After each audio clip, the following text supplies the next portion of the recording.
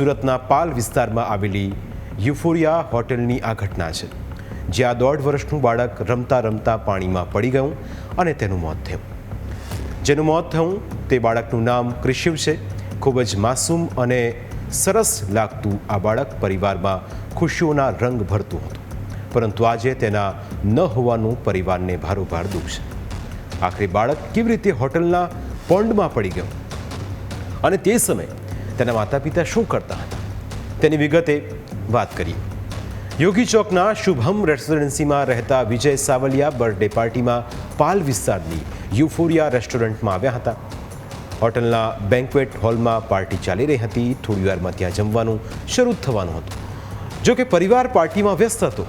આ દરમિયાન તેમણે બાળક પર ધ્યાન ન રાખીને બેદરકારી દાખવી અને 1.5 વર્ષનો ક્રિશિવ રમતા રમતા ક્યારે હોલની બહાર નીકળી ગયો તેની કોઈને ખબર જ ન પડી.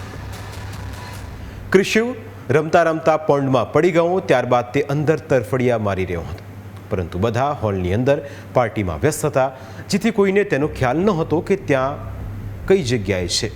જો કે થોડીવાર પછી ક્રિશિવ ક્યાંય નજરે ન પડતા હોલમાં તેની શોધખોળ શરૂ કરી. એક તરફ હોલમાં તેની શોધખોળ ચાલી રહી હતી અને બીજી તરફ બેન્ક્વેટ હોલની બહાર બેઠેલા એક ગ્રાહકની નજર ક્રિશિવ પર પડી. તેમણે તાત્કાલિક લોકોને જાણ કરી અને ત્યારબાદ હોટલના માણસો ક્રિશિવને બહાર કાઢવા દોડી આવ્યા. તેઓએ ક્રિશિવને બહાર કાઢ્યો. અંદાજે 15 મિનિટ સુધી તે પાણીમાં ડૂબેલો રહ્યો.